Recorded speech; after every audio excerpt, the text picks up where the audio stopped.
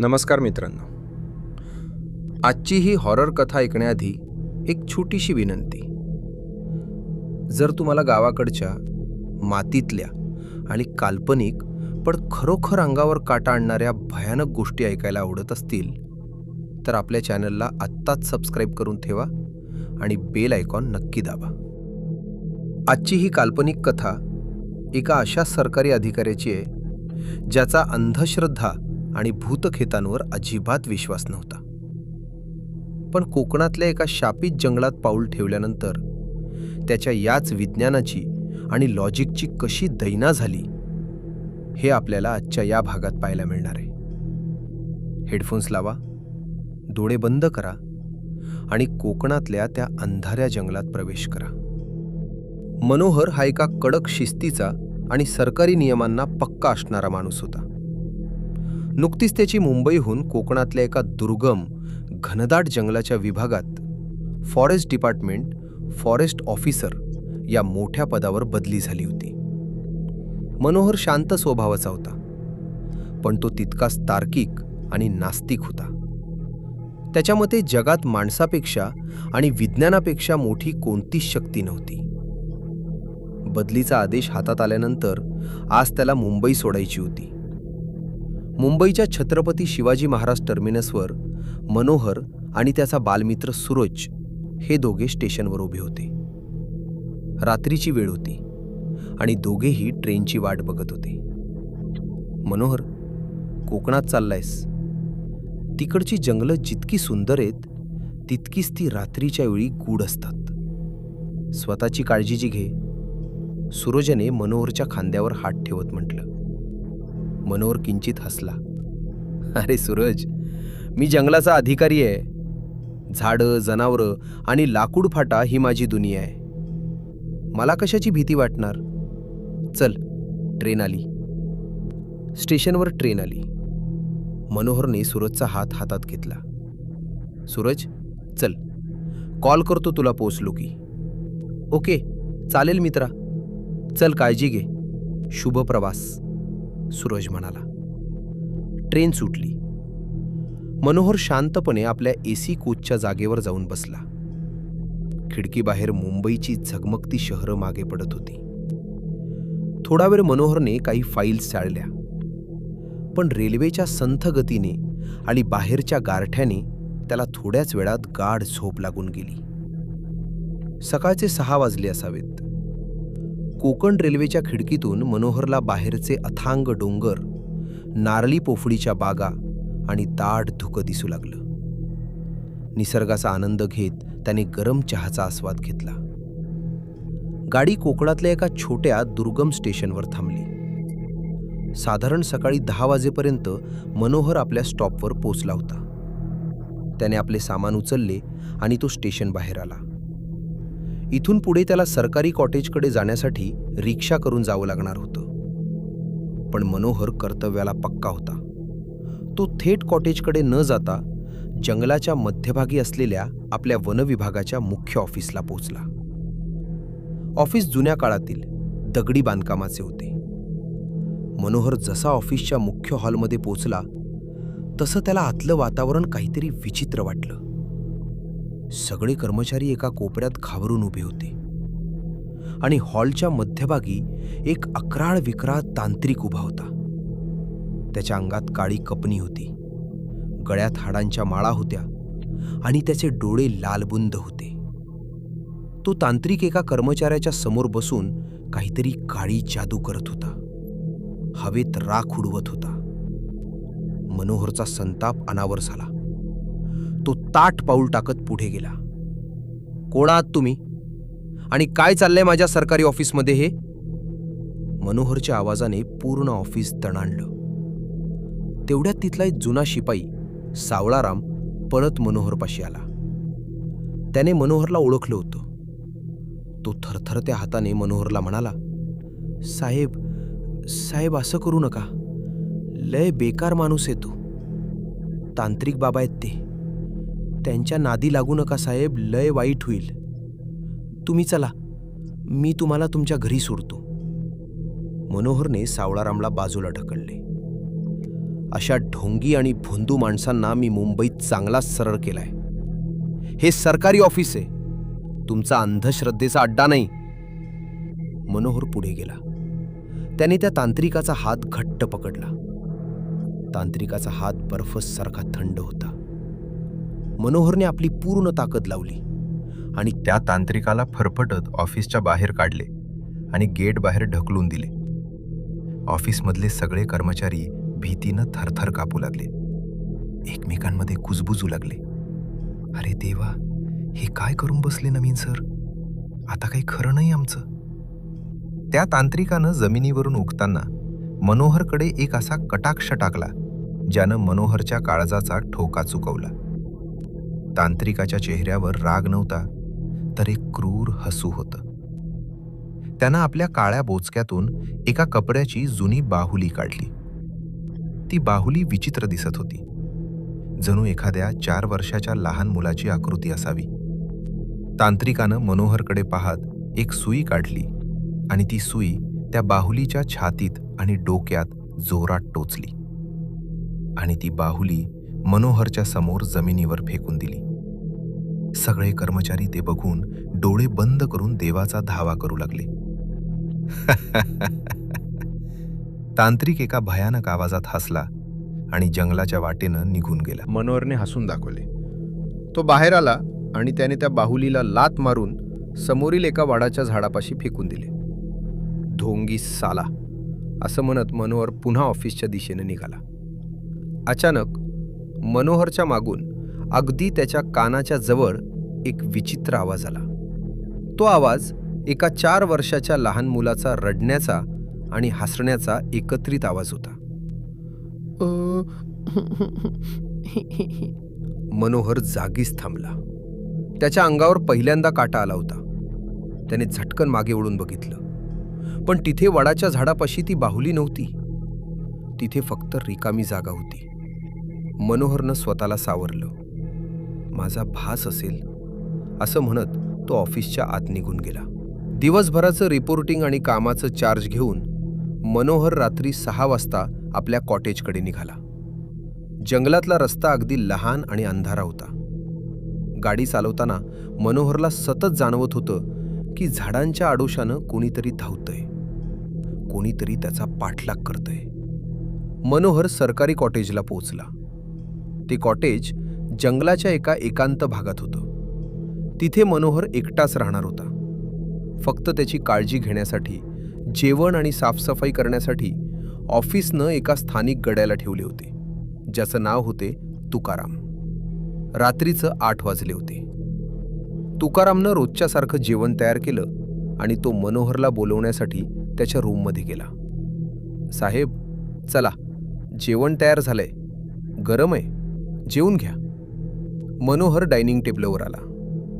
जेवता जेवता मनोहरनं सहज विचारले, तुकाराम, आपल्या या भागात कोणी मोठा तांत्रिक राहतो का रे? लोक त्याला खूप घाबरतात असं दिसतंय. हे ऐकताच तुकारामच्या हातातील पाण्याचा तांब्या खाली पडला. त्याचा चेहरा पांढरा फटफटीत पडला. तुकाराम घाबरलेल्या आणि थरथरत्या आवाजात म्हणाला, साहेब, तुम्ही त्याच्याबद्दल का विचारत आहात? काय झालं साहेब? मनोहरनं हसत हसत घास तोंडात टाकला. अरे काही नाही, आज ऑफिसमध्ये आला होता, लोकांना घाबरवत होता. मी त्याला चांगलाच हात धरून ऑफिसच्या बाहेर हाकलून दिला. आता मात्र तुकारामच्या चेहऱ्याचा रंग पूर्णपणे उडाला होता. त्याचा हातपाय कापू लागले. साहेब, काय केला तुम्ही हा अनर्थ? साहेब, त्यानं तुमच्यावर काही केलं नाही ना? काही दिलं नाही ना त्यानं? मनोहर म्हणाला, जास्त काही नाही. बाहेर जाऊन त्यानं आपल्या बोचक्यातून एक कापडाची बाहुली काढली, तिला सुई टोचली आणि माझ्या समोर टाकून निघून गेला. मी तर तिला लात मारून झाडापाशी फेकून दिली. साहेब, काय केलं हे तुम्ही? अनर्थ झाला, सर्वनाश झाला. तुकारामनं आपल्या डोक्याला हात लावला. तो भयंकर माणूस आहे साहेब. त्याच्या रस्त्यात आलेले आजपर्यंत जिवंत वाचले नाहीत. पोलीस, कोर्ट सगळे घाबरतात त्याला. तो काळ्या शक्तीचा उपासक आहे साहेब. मनोहर चिडला. त्यानं ताट बाजूला सरकवले. तुकाराम, काय घाबरत आहेस? ही सगळी अंधश्रद्धा आहे. विज्ञानाच्या युगात राहतो आपण. असं काय नसतं. जा तू, भांडी आवळा आणि निघ घराकडे. मला आराम करायचा आहे आता. तुकाराम रडकुंडीला आला होता, पण तो काही न बोलता किचन साफ करून रात्री 9 वाजता कॉटेजचा मुख्य दरवाजा लावून निघून गेला. मनोहर आपल्या रूममध्ये गेला. त्यानं बेडवर पाठ टेकली आणि खिडकी बाहेरच्या जंगलाकडे पाहत तो विचार करू लागला. रात्रीचं 12 वाजले असतील. अचानक खालच्या हॉलमधून आणि किचनमधून सामान पडण्याचे मोठे आवाज आले. मनोहर झोपेतून जचकून जागा झाला. त्याच्या कपाळावर घाम आला होता. तो उठला आणि टॉर्च घेऊन रूमच्या बाहेर आला. तो मनातच बोलू लागला, कसला आवाज आहे एवढ्या रात्री? तुकाराम किचनची रूम बंद करायची विसरला वाटतं. मांजर असेल एखादं. तो जिन्यावरून खाली उतरू लागला. जंगलातली शांतता कॉटेजच्या आत घुमत होती. अचानक मनोहरच्या मागून एक आवाज आला. कोणीतरी अतिशय बारीक आवाजात हसत होतं. तो आवाज हुबेहूब 4 ते 5 वर्षाच्या लहान दुलाचा होता. मनोहर जिन्याच्या मध्यभागी थांबला. त्याने टॉर्च मागे मारली, पण मागे कोणीच नव्हतं. त्याचा श्वास फुलला होता. तो पुन्हा वळून हॉलच्या दिशेने चालत खाली निघाला. जसा तो हॉलमध्ये आला, त्याची नजर समोरील एका मोठ्या लाकडी खांबावर गेली, ज्यावर कॉटेजचे छत पेलले होते. आणि तिथे जे काही होतं ते बघून मनोहरच्या हातातली टॉर्च जमिनीवर पडली. त्या लाकडी खांबावर एक 4 वर्षाचा लहान मुलगा पालथा लटकला होता. जणू एखादी पाल भिंतीला चिकटलेली असावी. त्याचे हात आणि पाय उलटे वळलेले होते. त्याचे डोळे पूर्णपणे पांढरे फटफटीत होते आणि त्याच्या तोंडातून काळी लार गळत होती. तो खांबावरून मनोहरकडे बघून अमानुषपणे हसत होता. मनोहर भीतीनं जागच्या जागी थिजला. तेवढ्यात त्या मुलाच्या भूतानं खांबावरून सरळ मनोहरच्या दिशेनं हवेत झेप घेतली. नाही! मनोहर जोरात ओरडला. तो मागे वळला आणि जीवाच्या आकांतानं जिन्यावरून पळत आपल्या रूमच्या दिशेनं पळाला. रूममध्ये घुसून त्यानं दरवाजा लावला आणि आतून कडी लावून घेतली. तो रात्री बेडवर एका कोपऱ्यात बसून राहिला. बाहेरून दरवाजावर कोणीतरी लहान मुलाच्या हातानं थापा मारत होतं. टप टप आणि तोच आवाज येत होता. बाहेर ये ना साहेब, खेळूया ना. त्या पहिल्या रात्रीनंतर मनोहरचं जगणं नरक झाले होते. त्याला आता रोज रात्री त्या कॉटेजमध्ये विचित्र आणि भयानक अनुभव येऊ लागले होते. कधी रात्रीच्या वेळी तो वॉशरूममध्ये गेला तर आरशामध्ये त्याला स्वतःच्या चेहऱ्याऐवजी त्या सडलेल्या बाहुलीचा चेहरा दिसायचा. कधी रात्री बेडच्या खालून कोणीतरी त्याचे पाय ओढण्याचा प्रयत्न करायचे. मनोहरनं घराबाहेर पडण्याचा प्रयत्न केला, पण जसा तो जंगलाच्या रस्त्याला लागायचा त्याला रस्ताच सापडायचा नाही. तो फिरून फिरून पुन्हा त्याच कॉटेजपाशी यायचा. तांत्रिकाची ती काळी जादू आणि ते बालभूत ज्याचे नाव जंगलातले लोक चेतूक म्हणायचे, ते मनोहरच्या मागे हात धुवून लागले होते. काही दिवस असेच गेले. मनोहर पूर्णपणे खचला होता. त्याचे डोळे खोल गेले होते. एका दिवशी सकाळी, नेहमीप्रमाणे सकाळी 8 वाजले तरी तुकाराम कॉटेजवर आला नाही. मनोहरला भूक लागली होती आणि घरात तुकाराम नसल्यामुळे एक विचित्र गूढ शांतता पसरली होती. मनोहर तुकारामला शोधण्यासाठी कॉटेजच्या मागच्या बाजूला, जिथे जुनी विहीर आणि गोठा होता, तिकडे गेला. गोठ्याचा दरवाजा अर्धा उघडा होता आणि तिथून एक अत्यंत कुजलेला रक्ताचा दुर्गंध येत होता. मनोहरनं भीत भीत गोठ्याचा दरवाजा पूर्ण उघडला आणि समोरचं दृश्य पाहून मनोहरनं आपल्या तोंडावर हात ठेवला. त्याचे पाय लटपटू लागले. तिथे तुकारामचा मृतदेह लटकत होता, पण तो साधा मृत्यू नव्हता. तुकारामचा मृतदेह गोठ्याच्या छताला उलटा टांगला होता. त्याचे दोनही हात आणि पाय एखाद्या 4 वर्षाच्या मुलानं तोडावेत तसे शरीरापासून वेगळे करून बाजूला ठेवले होते. तुकारामच्या छातीवर रक्तानं मोठ्या अक्षरात लिहिलं होतं, चेतूक. आणि सर्वात भयानक गोष्ट म्हणजे तुकारामच्या मेलेल्या चेहऱ्याच्या तोंडात तीच काळी कपड्याची बाहुली घट्ट कोंबलेली होती, जिची सुई आता तुकारामच्या डोळ्यात टोचलेली होती. तुकारामचा हा भयानक मृत्यू पाहून मनोहरची उरली सुरली हिंमतही संपली. त्याला कळून चुकलं की तांत्रिकानं सुधीरप्रमाणेच तुकारामचा बळी घेतला आहे आणि आता पुढचा नंबर त्याचाच आहे. विज्ञान, लॉजिक, सरकारी हुद्दा, सगळं काही या काळ्या शक्तीसमोर हतबल झालं होतं. आता मनोहरकडे एकच पर्याय उरला होता, आपली चूक मान्य करणं आणि त्या तांत्रिकाचे पाय धरून माफी मागणे. जंगलातल्या एका लहान मुलाला पैशांचे आमिष दाखवून मनोहरनं त्या तांत्रिकाच्या घराचा पत्ता मिळवला. तो तांत्रिक जंगलाच्या सर्वात दुर्गम आणि अंधाऱ्या भागात एका श्मशानाच्या शेजारी असलेल्या पडक्या झोपडीत राहत होता. दुपारची वेळ होती, पण त्या झोपडीच्या आजूबाजूला इतकी झाडी होती की तिथे सूर्यप्रकाशही पोचत नव्हता. मनोहर थरथरत्या पायांनी त्या झोपडीपाशी गेला. झोपडीचा दरवाजा उघडा होता. आत सगळीकडे मानवी कवट्या, काळ्या बाहुल्या आणि रक्ताचे डाग होते. झोपडीच्या मध्यभागी तो तांत्रिक काळ्या कफनीत डोळे बंद करून बसला होता. मनोहर सरळ आत गेला आणि तांत्रिकाच्या पाया पडला. बाबा, मला माफ करा. माझ्याकडून खूप मोठी चूक झाली. मी शहरात राहणारा माणूस. मला या काळ्या शक्तींची जाणीव नव्हती. मी तुमच्या वाटेत आलो. माझं क्षमा करा. माझ्या घरातल्या कामगाराला मारलं. आता मला सोडा बाबा. मला जगू द्या. मनोहर लहान मुलासारखा रडू लागला. तांत्रिकानं संथपणे आपले लाल डोळे उघडले. मनोहरकडे बघून तो नेहमीसारखाच क्रूरपणे हसला. त्याचा आवाज एखाद्या खोल दरीतून आल्यासारखा घुमला.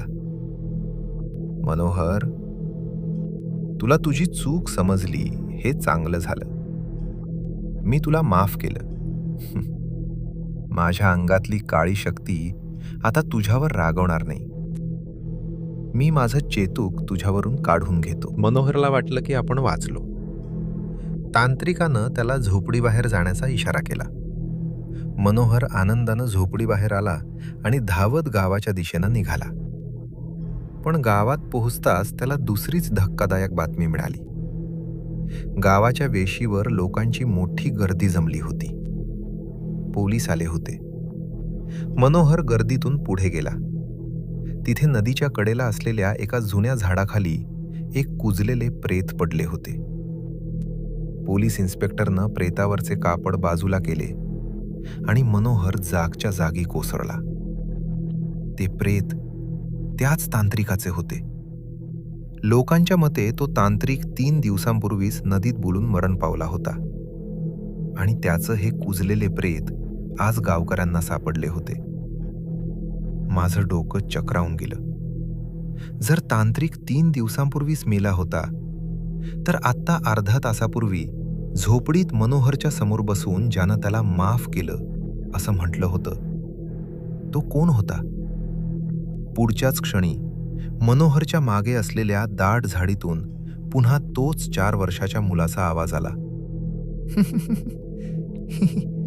बाबानं माफ केलं, पण मी नाही केलं. ते चेतूकचं भूत तांत्रिकाच्या मृत्यूनंतर आता पूर्णपणे मोकळं झालं होतं. तांत्रिकानं मनोहरला माफ केलं होतं, पण त्या बालभूताला, त्या चेतूकला आता मनोहरच्या रक्ताची चव लागली होती. ते भूत आता रोज रात्री मनोहरला कॉटेजमध्ये छळू लागलं. मनोहर वेडा होण्याच्या मार्गावर होता. मनोहरनं मुंबईला आपल्या मित्राला सूरजला फोन लावला आणि रडत रडत सगळी हकीकत सांगितली. सूरज हा मनोहरचा जिवलग मित्र होता. तो मनोहरला अशा परिस्थितीत सोडू शकत नव्हता. तो पुढच्याच ट्रेननं कोकणात मनोहरच्या कॉटेजवर पोहोचला.